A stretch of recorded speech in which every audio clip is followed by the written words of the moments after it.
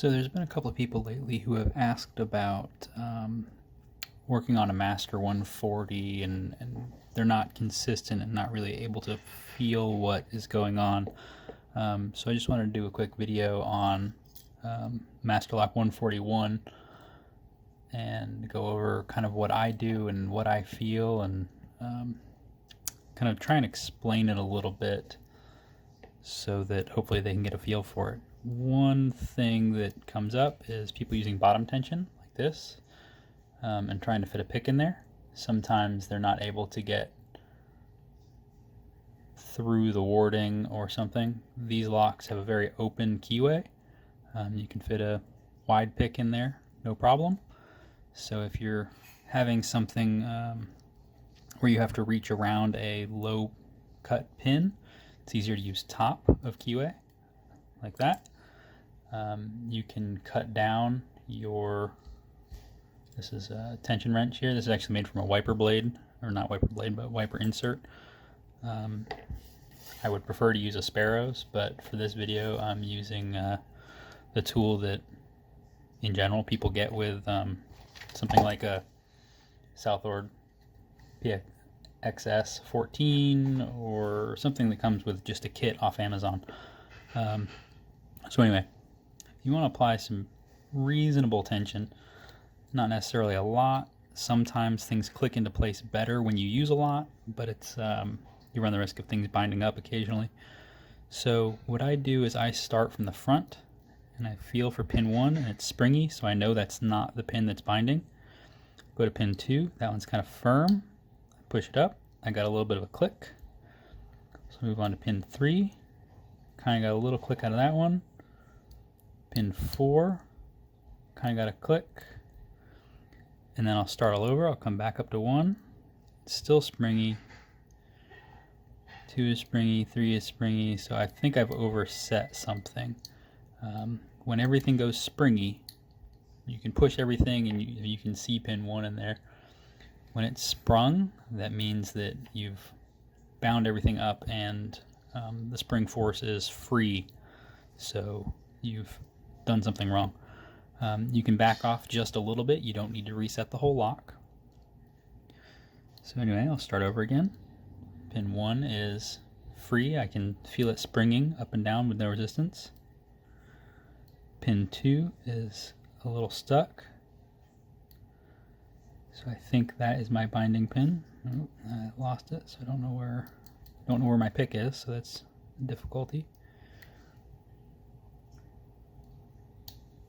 Oop, I know I pushed that way too far.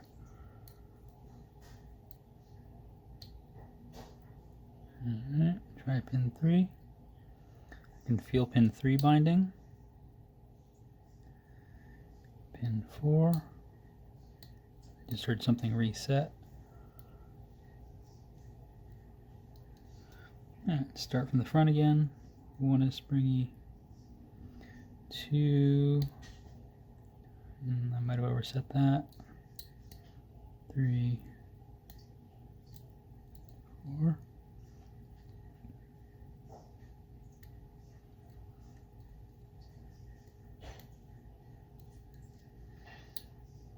I'll reset the lock, try again.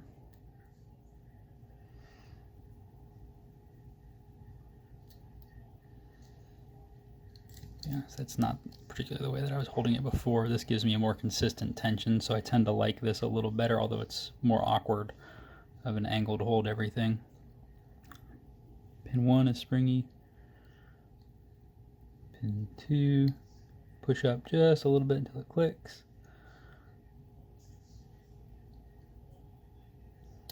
Pin 3, that went up quite a ways, that might have overset.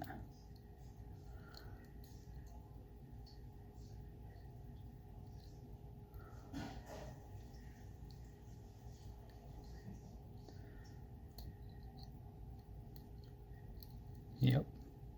So I'll just back off just a little bit here. I heard a click, so I'll go back and I'll check if things are... Nope, still stuck. I went back 2 clicks.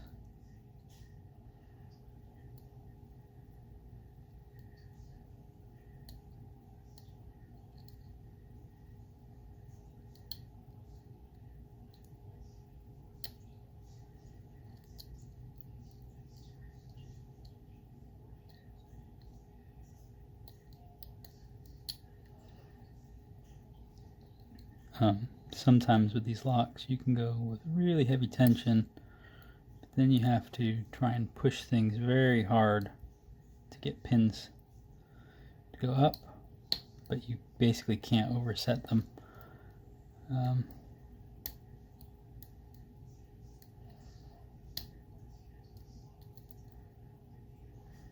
And so that's what I'm trying to do now. So there you go. So the idea is, with standard pins like you'll find in these 141s and 140s, you want to apply some pretty decent tension so that you don't overset pins. You start in the front or from the back and work your way forward if you want. Feel a pin. If it's springy, that's not the one you're going to set. Move to the next one. Try and push it, see if it goes anywhere. If not, you may have to push it pretty hard to get it to try and move. You'll hear and feel a little click if it sets. Work your way to the next one. And start back at the front. And do it over again. So in my lock, it happens to be, I think, binding order is 2, 3, 4, and then all the way up front to 1 again. So hopefully that gives you an idea on how to pick these beginner locks with a little more detail on what you're feeling for and some tips or techniques that you may want to try and use.